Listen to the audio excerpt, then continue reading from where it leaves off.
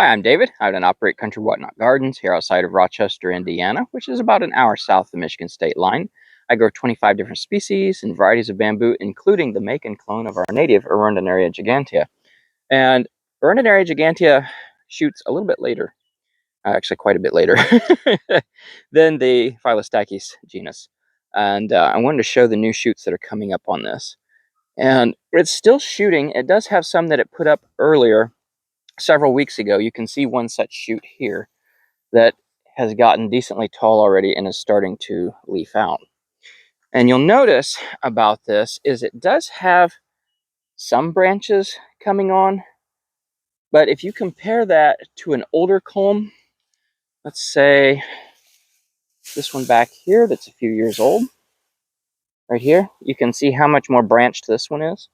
And also the culm sheaths have dropped.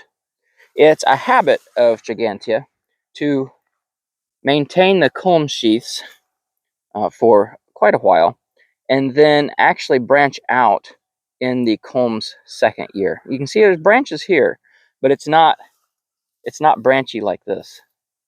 See, it develops its secondary branching kind of in the second year. So the first year they're kind of very, very straight, very slender, very upright, and then the second year they branch out and get really bushy like that.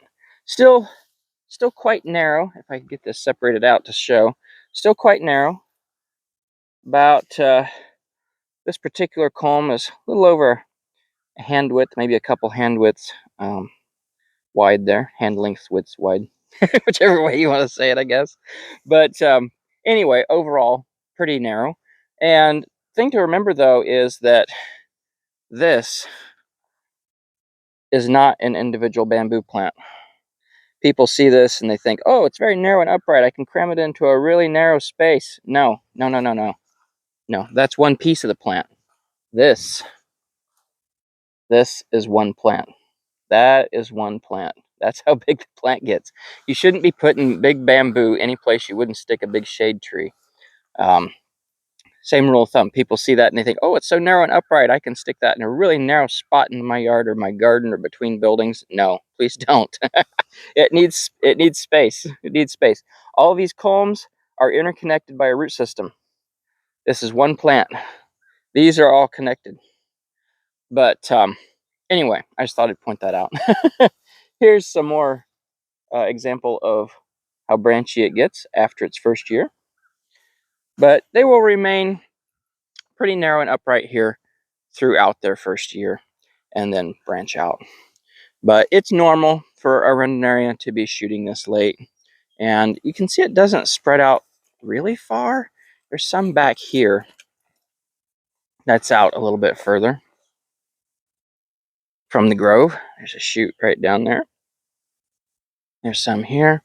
There's some taller ones right back here that I need to cut down, actually, because I don't want it growing right there. But I need to cut these taller ones down because I don't want them growing right there.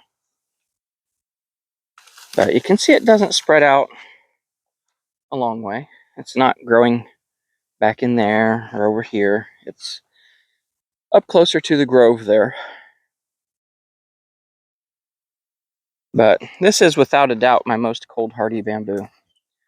It's only top killed once since 1998, and that was when we had -20 Fahrenheit temperatures combined with 40 mile an hour or better wind. And it had taken -20 prior to that and not top killed, but it wasn't with that wind. That wind is really what does it.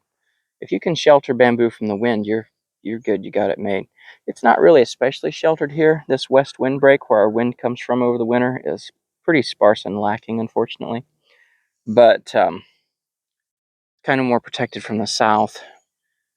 But it's a good bamboo. This one was collected from southern Kentucky along the Tennessee line by my great aunt and uncle. They brought it to me, and I had to have it identified. But it is without a doubt, like I say, the most cold hardy bamboo I have. It's far cold hardier than any of the Phyllostachys. I would say Atravaginata is a close second, but still doesn't hold a candle to Macon here. Really nice bamboo. I'm happy with it. You can see there's not too many shoots coming up over here. I had dug some roots out for a customer late winter, early spring here in this spot that's kind of roughed up and not mowed. I need to flatten that down, but there's a shoot back there and some along here, but you can see it's not going clear over there or anything. Pretty well behaved. I would not recommend it for a small town yard without containment of some kind. Root barrier, trench, raised bed, something. But I like that it's a native, not only native to the US, but native to Indiana. Really like that aspect of it. It's great. But I just thought I would show right quick the new shoots coming up on this, how it comes up later than the Phyllostachys species. And if you have Arundinaria and it's kind of just now shooting, or over the past few weeks has been, it's normal. If you liked the video, please give me a like, subscribe, and share. I'd really appreciate it. Till next time, thank you for stopping by and take care. Bye.